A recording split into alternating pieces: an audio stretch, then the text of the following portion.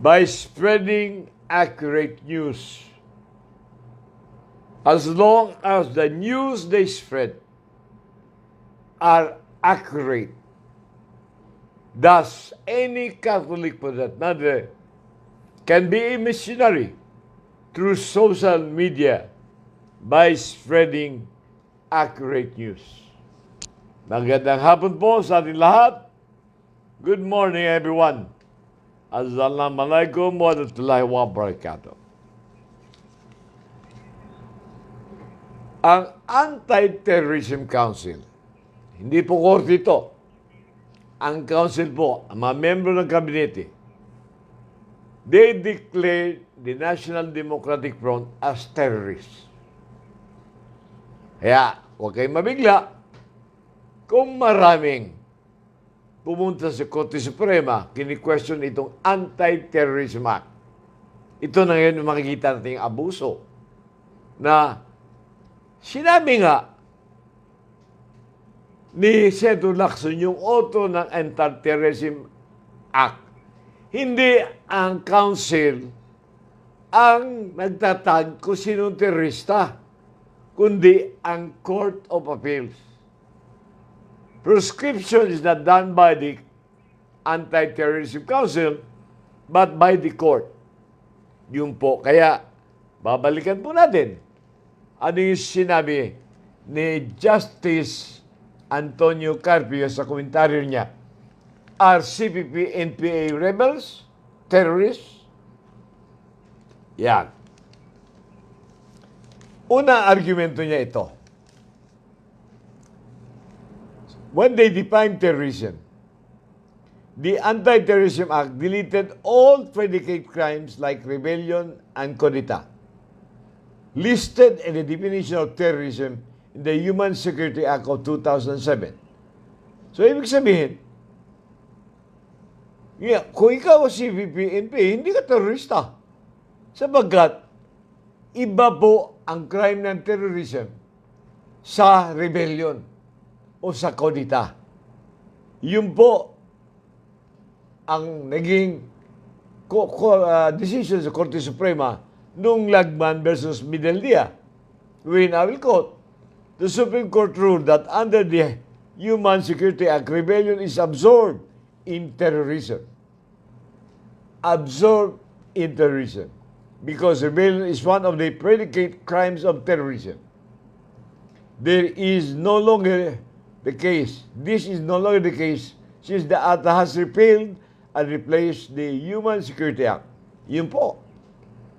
Noon, ang terrorism, ang rebellion, is absorbed in terrorism. Because rebellion is an act to commit terrorism. Pero dahil hiniwalay na ang crime na terrorism, kaya sabi nga ni Justice Carpio, iba na ang rebellion. Iba na ang terrorism. Kaya only the Court of Appeals can order proscription, not the Anti-Terrorism Council, nor the President. Kung natatandaan nyo, si President Duterte, sinabi niya, ngayon, ang CPP-NPA terorista na. Sabi naman ni Lacson, hindi kayo, hindi ang eksekutibo o Anti-Terrorism Council ang magtatag kung sinong terrorismo, kundi ang Court of Appeals. Ayun. Only the Court of Appeals. Sa batas po yan. Pero ngayon, nakita natin, lumabas sa mga dyaryo, ang National Democratic Front ay tinagna ng Anti-Terrorism Council as terrorist. Nako, ano ba ito si Duterte kaya mga bata? Kaya, yung Anti-Terrorism Act, second argument ni Justice Carpio, carefully worded to differentiate terrorism from coup d'etat and rebellion and sedition. And this is clearly shown in the Senate deliberation on the Anti-Terrorism Act, Senator Drilon, and I quote him, "We are proposing to delete the phrase or the public to do or to abstain from doing any act, as this phrase make it difficult to distinguish this with political crimes under the revised penal code." Yun. Distinguish it from political crimes. CPP, Communist Party of the Philippines, pangalaman lang, it's a political organization. O New People's Army, that is the armed group of the political arm of the Communist Party of the Philippines. Yan. Kaya, inulit ni Senator Dillon, therefore, the amendment are aimed to differentiate terrorism from coup d'etat, rebellion, and sedition. And that is the only purpose, Mr. President, is as mapag tinanggap ni Lacson at sinabi, yes, pag politika, may halong politika, hindi po terrorism. Yun po. Kaya pangatlong argument, under the Anti-Terrorism Act, whether an act is rebellion, coup d'etat, or terrorism depends on the intent of the person committing the offense. Itong National Democratic Front, ito po yung legal organization ng CPP-NPA. Ano intention? Makipag-usap sa gobyerno, makipag-negotiate kung pwede maayos para mawala problema. Ay nakapagtataka, itong mga tao ni Duterte na halos mga retired general, sinabi kagad itong National Democratic Front, mga terorista. Ayan. Kaya inuulit ko itong sinulat ni Justice Antonio Carpio, are CPP-NPA rebels terrorists? Ang sagot, hindi. Kaya, may tanong pa. Nagtanong si Senator Hontiveros sa sponsor, yung RAM, o Reform the Armed Forces Movement, or even yung tinuring na terrorist movement ng early administration, ang sagot ni Senator Lacson, iba po yung intent ng RAM. Kasi yung Reform the Armed Forces Movement, ang intent nila is to overthrow. It is a criminal called coup d'etat. Ayun. To overthrow. Criminal act is coup d'etat. Ayun. Iba po yun. At nagpatuloy si Senator Hontiveros, hindi rin naman po na-contemplate na good sponsor na ang isang grupo katulad ng Magdalo group ay masama na definition, masama sa definition terrorist group. Sagot. Ang sagot ni Senator Lacson, ang jurisprudence naman po rito ay yung Lagman at Mideldia case versus Mideldia. May mga existing naman po Supreme Court ruling na pwede natin gawing reference. Sagot ni Lacson. Clearly, ang intent determines whether the act constitute rebellion, coup d'etat, or terrorism. Nasa intention yan. Ang intention po ng National Democratic Front ay to negotiate with the government, not to commit any kind of terrorism, but to negotiate with the government, mag-usap. Masama ba mag-usap? Pag mo tatawagin isang tao, gusto magipag-usap sa iyo. Why do you have to question this intention? Mabuti nga yung merong Democratic Front, ang CPP-NPA, imbis na magkagulo tayo kasi mga Pilipino tayo. Ano masama doon?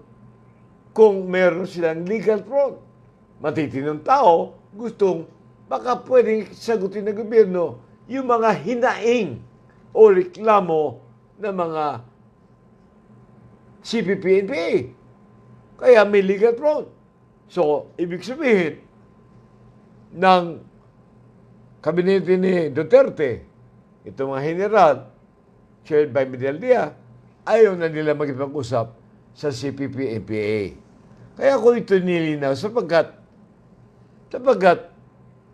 lumabas po yan sa kolom ni Justice Antonio Carpio, matagal na. Kaya meron siya July 16, 2020, last year pa. Kaya mabuti lang nakita ko yung column niya. Nasa intention po. Ano ba intention ng National Democratic Front? Yun ang diferensya.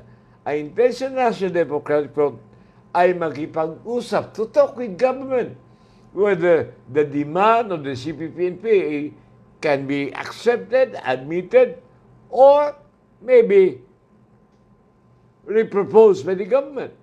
So there can be a continued talk between the CPP-NPA and the government. There's nothing wrong with that. As a matter of Mr. Duterte was supported by CPP-NPA. Di ba yung ganyan niya noon, ganyan, sa taas, ngayon ganyan na? That is originally the side of the CPP-NPA. Ngayon, di ba nagpa-meeting siya sa Davao? Kami mga governor pumunta, ano sinabi niya? Madali lang itong problema ng CPP-NPA. Lupa lang at saka trabaho. Ang tanong ko, may mga lupa pa bang pwede bigay? Meron. Ang tanong, walang trabaho. Bakit? Kasi po, wala pong mga foreign direct investment na pupunta sa Pilipinas dahil mismo ang mga lokal na oligarch, lokal, ay binubuli ni Duterte. Pilipino yan, binubuli ng presidente. Sino pupunta rito sa atin? Kaya nga, nung namatay si Nonoy Aquino, President Nonoy Aquino, ano sabi? He bring back the Philippines as a rising star. Pero ngayon, panahon ni Duterte, anong nangyari? Ang nangyari, nagkautang tayo ng almost 12 trillion pesos sapagkat sa kawalan ng trabaho, sa kawalan ng negosyo, at ang pinamanage niya sa pandemic ay mga retired general. So, wala namang alam ito sa ekonomiya. Nagkukontra yung mga suggestion ng mga economic managers sa mga general. Gusto ng mga general, pasundalo talaga. Nakita nyo, di ba? May mga gulay galing sa konserya, tinapon na lang kasi hindi makapasok. So, sino may kasalanan? Ang ating presidente. Sapagkat meron naman tayong Republic Act 1133-2 na merong health authority. Bakit siya gumawa ng interagency task force? Kung ako'y tatanungin nyo, alam mo, napakagrabing taon to. Gumawa sa interagency task force para siya ang mamimili ano klaseng bakuna ang gagamitin. Kita mo, sa 1132, meron ng quarantine, meron ng international surveillance, pero pinapasok pa rin mga insect. Saan ba nanggaling ang sakit, di ba sa'yo? Wuhan province? Di ba mga aeroplano galing sa UP, pinapasok pa rin sa Pilipinas? Ano sinabi ng magiting nating presidente? Sampalin ko yung virus na yan. Ang sabi naman ni Senator Bongo, yung chairman ng committee na, huwag naman, mga tao din yung mga insect na yan. Insect siya, siyempre. Ayun! At magaling ang utak ni Bongo. Balik probinsya. Ano nangyari? Ayun! Yung mga may sakit, mga symptomatic, umabot na sa Mindanao, umabot na sa saan? Sa buong Pilipinas. So, ang resulta hanggang ngayon, umabot na ng 1,517,903 na infected at 26,840 ang namatay. Samantala si Vietnam, nung sinara nila, ayun, 334 lang namatay. Pero tayo, ang Taiwan, karap lang ng China, sinara nila kagad. Ang Cambodia, katabi ng Vietnam, sinara nila kagad. 1,149 lang patay. Pero tayo, Pilipinas, 26,844. Ang masama pa, ang pinipilit na bukuna ni Duterte, yung Sinovac. Kaya nga nag-react si Dr. Anthony Lacson, bakit Sinovac hindi pa tested yan? Kaya tuloy may nabasa ko sa Thailand. Concern over Sinovac craze in Thailand. Ayan, basahin nyo. Concern about Sinovac Thailand. Nagreklamo ng Indonesia, nagreklamo na ngayon ng Thailand kasi Sinovac. Pero alam ba ninyo mga kababayan? Kaya lumobo ang utang natin ng 12 trillion na, malapit ng 12 trillion pesos. Kasi ang binili niyang gamot, Sinovac, ay mas mahal pa sa Pfizer. Ang Pfizer is only 2,379. 95% efficacy, pero hindi niya binili yun. Ang binili niya, ang Sinovac na 3,629 na mas mahal ng 1,000 mahigit. At pinipilit niya ipaubos ang Sinovac bago bumili ng ibang gamot kasi ang dami niyang binili na Sinovac. Mabuti sana kung bigay, pero hindi naman bigay po. Utang po yun. Utang, kaya lumobo ang utang natin. Kaya tandaan nyo, ang ating utang ngayon is 11.07, meaning 11 trillion and 70 billion. Ilan population natin? 105 million. Ibig sabihin, roughly speaking, bawat isa sa inyo, maski wala kayong makain, maski wala kayong trabaho, maski hindi pinapanganak yun sa tiyan nyo, may utang ng 100,000 bawat tao. Pati pa yung hindi pa pinapanganak. Nasa tiyan pa. Ayan. Kaya nga sabi ni Randy David, making the republic work? Sabi niya, whoever thought, I'll quote Randy David, Sara Duterte, Rodrigo Duterte tandem might be the ideal team for the country in the 2022 presidential election is either joking or being cynical, or he or she or they show no respect for the Constitution and no regard for the incalculable time and effort Filipino people have invested in the building of a free and democratic nation over the last 123 years. Bakit? Sapagkat giniba po ni Duterte ang ating ekonomiya. Walang foreign direct investment. Ilan pong milyon ang walang trabaho. Isang milyon yata sarado ang kumpanya. At ilan ang namamatay. Kaya sabi nga ni Sulita Collas Monson, that the station biggest and most brazen lie. Ano ito? Na sa period na pag-upo ni Duterte yung July 1, 2016 hanggang November 27, 2017, only 18 months. Alam mo ilan namatay? 20,322. Yung figure na yan ay galing po sa PNP. Nako! Kaya tatakbo siyang Vice President kasi sabi niya, running for President because of immunity amid threats. Mali ka, Mr. Duterte, maski abogado ka, hindi ko malaman. Kasi mismo ang iyong Secretary of Justice nagsabi, Uy, Vice President not immune from suit. Kaya, kung natatanda nyo, nung may nagpalabas ang totoong narcolis na nasama siyang presidente at kanyang mga anak, dinimanda po si Leni Robredo, si Vice President Leni Robredo. At may mga pare, Catholic priest kasama doon. Dinismiss lang for lack of merit. Pero that is one evidence na hindi po immune ang Vice President. Pwede po indemanda. Ang totoo, pati Presidente pwede indemanda. Kaya lang may Supreme Court ruling na gumawa ng jurisprudence na huwag madisturbo ang President.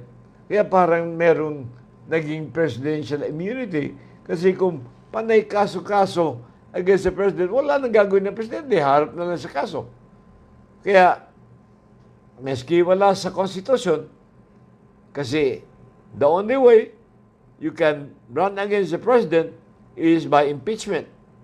Pero immunity from suit, wala po sa Constitution yan. Kaya, mali po yata itong mga abogado nating dating piskal. Ang totoo, ang kinakatukutan niya, yung pong kaso niya sa International Criminal Court. Sapagkat pagka nagkaroon ng full investigation at ibang presidente, mabubuksan po lahat ang record ng DOJ, Department of Justice. Mabubuksan po lahat ang record ng Philippine National Police. Mabubuksan po lahat ang record ng National Bureau of Investigation. Ngayon, di ba, inorderan ng DOJ, PNP, NBI, do not cooperate because that involves national security. Mr. President, last year pa 2018 nagsabi na ang Supreme Court, yung police work does not involve police security because police are civilian in character. Yun po ang decision ni Justice Davide way back. Kinote po yung sinabi ni Congressman Antonio Sorilis ni Justice Davide, siya ang ponente nung kini-question ang legalidad ng PNP law. Police are civilian in character and national scope. Kaya sabi tuloy ng Supreme Court ngayon, police work does not involve national security. Ayan. So, maghanap tayo ibang presidente, hindi si Sara, para malaman talaga ilan itong namatay at sino nagpapatay. Hustisya ang ating hanapin. Maraming salamat po sa iyong pagkikinig at magandang hapon sa ating lahat.